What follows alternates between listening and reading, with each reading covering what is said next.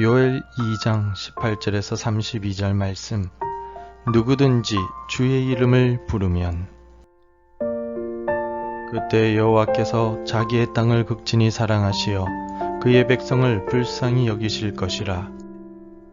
여호와께서 그들에게 응답하여 이르시기를 내가 너희에게 곡식과 새 포도주와 기름을 주리니 너희가 이로 말미암아 흡족하리라. 내가 다시는 너희가 나라들 가운데에서 욕을 당하지 않게 할 것이며 내가 북쪽 군대를 너희에게서 멀리 떠나게 하여 메마르고 적막한 땅으로 쫓아내리니 그 앞의 부대는 동해로 그 뒤의 부대는 서해로 들어갈 것이라. 상한 냄새가 일어나고 악취가 오르리니 이는 큰 일을 행하였음이니라 하시니라. 땅이여 두려워하지 말고 기뻐하며 즐거워할지어다. 여호와께서 큰 일을 행하셨음이로다. 들짐승들아 두려워하지 말지어다. 들의 풀이 싹이 나며 나무가 열매를 맺으며 무화과 나무와 포도나무가 다 힘을 내는도다. 시온의 자녀들아 너희는 너희 하나님 여호와로 말미암아 기뻐하며 즐거워할지어다. 그가 너희를 위하여 비를 내리시되 이른 비를 너희에게 적당하게 주시리니 이른 비와 늦은 비가 예전과 같을 것이라. 마당에는 밀이 가득하고 독에는 새 포도주와 기름이 넘치리로다. 내가 전에 너희에게 보낸 큰 군대 곧 메뚜기와 느치와 황충과 팥중이가 먹은 횟수대로 너희에게 갚아주리니 너희는 먹되 풍족히 먹고 너희에게 놀라운 일을 행하신 너희 하나님 여호와의 이름을 찬송할 것이라. 내 백성이 영원히 수치를 당하지 아니하리로다. 그런즉 내가 이스라엘 가운데 있어 너희 하나님 여호와가 되고 다른 이가 없는 줄을 너희가 알 것이라. 내 백성이 영원히 수치를 당하지 아니하리로다. 그 후에 내가 내 영을 만민에게 부어주리니 너희 자녀들이 장래일을 말할 것이며 너희 늙은이는 꿈을 꾸며 너희 젊은이는 이상을 볼 것이며 그때 내가 또 내 영을 남동과 여종에게 부어줄 것이며 내가 이적을 하늘과 땅에 베풀리니 곧 피와 불과 연기 기둥이라. 여호와의 크고 두려운 날이 이르기 전에 해가 어두워지고 달이 핏빛같이 변하려니와 누구든지 여호와의 이름을 부르는 자는 구원을 얻으리니 이는 나 여호와의 말대로 시온산과 예루살렘에서 피할 자가 있을 것이며 남은 자 중에 나 여호와의 부름을 받을 자가 있을 것임이니라. 어느 날 베드로가 예수님께 형제가 내게 죄를 범하면 몇 번까지 용서해야 합니까? 7번까지 하면 되겠습니까? 라고 물었습니다. 그러자 예수님께서는 7번뿐 아니라 7번을 70번까지라도 할지니라 라고 말씀하셨습니다. 예수님께서 이처럼 무한에 가까운 용서를 하라고 말씀하신 이유는 예수님께서 무한하게 용서하셨기 때문입니다. 십자가 위에서도 예수님은 비방하는 이들을 용서해달라고 기도하셨습니다. 베드로의 배신에도 불구하고 갈릴리 호숫가에서 내가 나를 사랑하느냐라고 물으심으로써 용서해 주셨습니다. 예수님께서 무한히 용서하신 것과 같이 아버지 하나님께서도 언제든지 용서할 준비가 되어 있으신 분이십니다. 우리가 어떤 죄를 지었다 할지라도 하나님 앞에 겸손히 엎드려 죄를 고백하고 용서를 구할 때 즉시 용서하시며 우리를 다시 받아주시는 분이 우리 하나님이십니다. 하나님께 선택받았다고 자부하던 이스라엘은 시시때때로 하나님을 떠나 우상을 섬기곤 하였습니다. 가나안의 우상을 받아들여 하나님과 우상을 같이 섬겼습니다. 하나님께서는 이들의 범죄에 대해 여러 번 책망하셨으며 결국 심판하셨습니다. 지금 우리가 살펴보고 있는 요엘서의 내용이 바로 하나님의 심판에 관한 내용입니다. 범죄한 이스라엘을 메뚜기떼로 심판하시고 기근으로 인하여 식량이 떨어질 정도로 무섭게 하나님께서 벌을 내리십니다.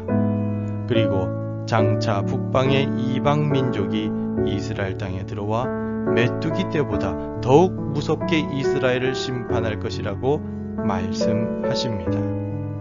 하지만 두려운 심판 속에서도 하나님께 돌아와 회개할 때 용서하시고 회복시키시겠다는 약속도 같이 해주십니다. 오늘 본문이 바로 회개하는 자에게는 회복의 은혜에 대해 주시겠다라는 약속의 말씀입니다.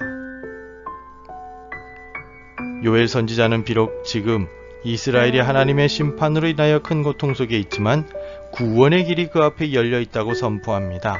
32절을 읽어보겠습니다. 누구든지 여호와의 이름을 부르는 자는 구원을 얻으리니 이는 나 여호와의 말대로 시온산과 예루살렘에서 피할 자가 있을 것이며 남은 자 중에 나 여호와의 부름을 받을 자가 있을 것임이니라. 아멘. 요엘은 여호와의 이름을 부르는 자, 즉 소리 높여 죄를 회개하고 하나님을 찾고 부르는 자를 구원해 주신다고 선포합니다. 하나님은 이스라엘뿐 아니라 누구든지 주의 이름을 부를 때 구원을 얻을 것이라고 말씀해 주십니다. 구체적으로 어떤 구원의 은혜를 주십니까? 먼저 하나님께서는 이른 비와 늦은 비를 적당히 내려주시겠다라고 약속해 주십니다. 23절을 제가 읽어보겠습니다. 시온의 자녀들아, 너희는 너희 하나님 여호와로 말미암아 기뻐하며 즐거워할지어다.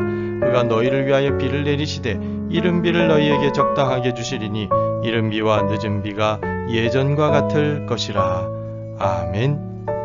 지금껏 메뚜기 떼와 오랜 가뭄으로 인하여 바짝 말라버려 황무지가 된 땅에 비를 내려주셔서 다시 농작물이 자라게 해주시겠다라고 약속하십니다.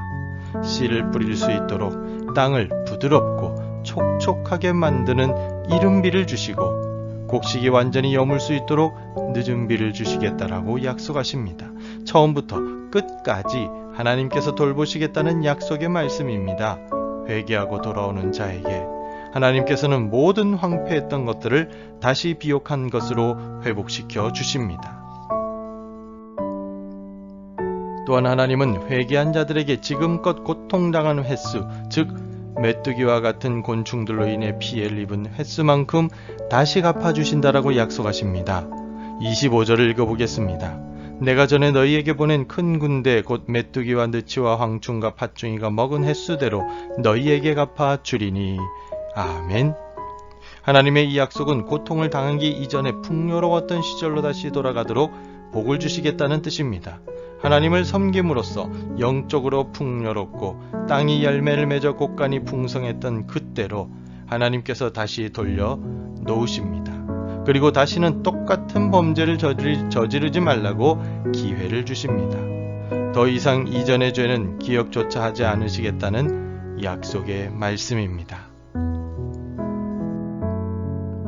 마지막으로 여호와의 이름을 부르는 자들에게 하나님께서 함께 하시겠다고 약속해 주십니다. 27절도 읽어보겠습니다.